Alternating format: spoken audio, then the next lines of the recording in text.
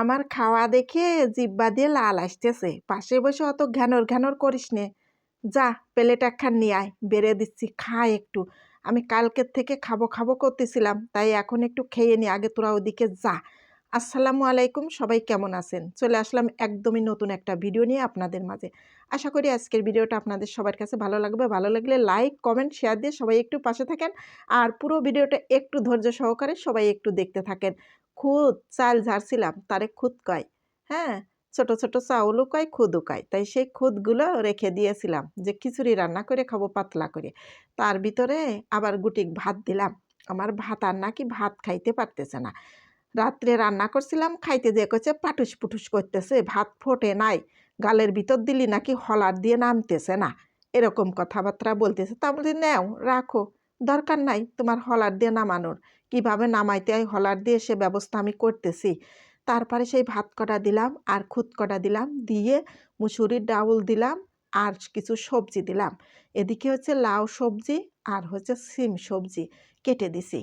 আর সব পেঁয়াজ মরিচ রসুন সব কেটে দিয়ে হলুদ লবণ সব কিছু সামান্য একটু তেলও দিয়ে দিছি, দিয়ে তারপরে পর্যাপ্ত পরিমাণে পানি দিয়ে দিলাম, দিয়ে এবার ঢাকনা দিয়ে ঢেকে জাল হাঁকিয়ে দিচ্ছি।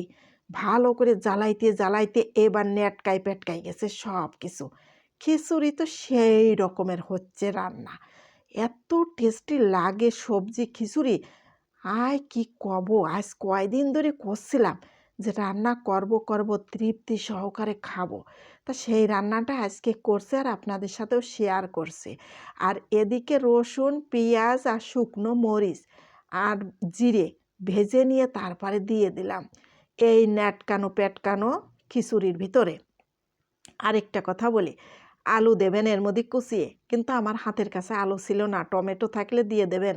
আর এ টেস্টি হয়। ধনিয়ার পাতা দিছিলাম অল্প কটা, আর ধনিয়ার পাতারে দেখতে ভর্তা করে নিছি। তা রান্না বান্না শেষ হয়ে গেছে, খাওয়ার জন্য চার পাঁচটা চুলোর পিঠি বসে আছে গরম গরম। তা হচ্ছে থাম দিয়ে একটু দেরি কর দিচ্ছি তোদেরকে, দাঁড়া।